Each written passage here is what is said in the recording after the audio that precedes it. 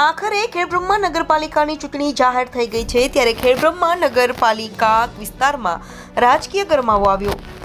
ભાજપ અને કોંગ્રેસ અને આમ આદમી પાર્ટી અને અનેક પક્ષોમાં ચૂંટણી લડવાનો થનગનાટ શરૂ થઈ ગયો છે। રાજ્ય ચૂંટણી પંચ દ્વારા પ્રજાના લોહી રાહ જોઈ રહ્યા બાદ મંગળવારે રાજ્યની 69 નગરપાલિકાઓ તથા કેટલીક ગ્રામ્ય પંચાયતની પેટા ચૂંટણી યોજવા માટે જાહેરનામું પ્રચલિત કર્યું છે। ત્યારે તેમાં નગરપાલિકાની આ અંગે ચૂંટણી શાખાના સૂત્રોમાંથી મળતી માહિતી મુજબ ખેડબ્રહ્મા નગરપાલિકાના પદાધિકારીઓની મુદત છેલ્લા ઘણા સમયથી પૂર્ણ થઈ ચૂકી છે।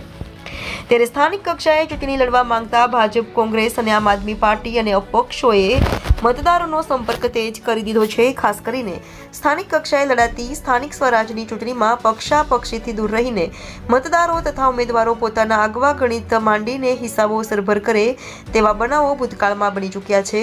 ત્યારે આ વખતે પણ શું થાય છે તે માટે ઉમેદવારી પત્રો ભરાયા બાદ આખરી ઉમેદવારોની યાદી પ્રસિદ્ધ થયા બાદ ખબર પડશે। તેમાં ખેડબ્રહ્મા ભારતીય જનતા પાર્ટી શહેર પ્રમુખની પ્રતિક્રિયા અને ખેડબ્રહ્મા શહેર કોંગ્રેસ પાર્ટીના પ્રમુખની પ્રતિક્રિયા અને આમ જનતાની પ્રતિક્રિયાઓ આપી હતી। રિપોર્ટર જયેશ ઠાકોર સાથે શૈલેષ પટેલ। ચૂંટણી પંચ દ્વારા ચૂંટણીઓની જાહેરાત કરવામાં આવી, એમાં ખેડબ્રહ્મા નગરપાલિકાની ચૂંટણીની પણ જાહેરાત થઈ છે।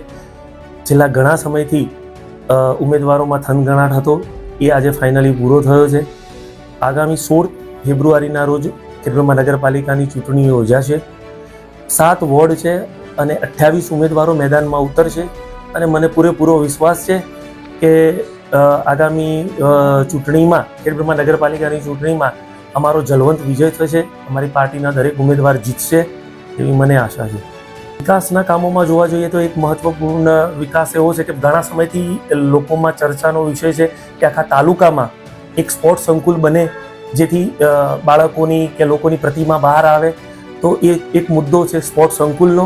બીજો મુદ્દો છે કે પાણીની સમસ્યા થોડી ઘણી ઉનાળામાં રહે છે કે ધરોઈથી વેચાતું પાણી લેવું પડે છે નગરપાલિકાને, એ આગામી દિવસોમાં ચૂંટણી પંચ દ્વારા જ્યારે ચૂંટણીની જાહેરાત થઈ ગઈ છે ત્યારે આવનાર સમયની અંદર ખેડબ્રહ્મા નગરપાલિકાની ચૂંટણીની અંદર કોંગ્રેસ પક્ષનો જ્વલંત વિજય થશે તેવી આશા વ્યક્ત કરું છું।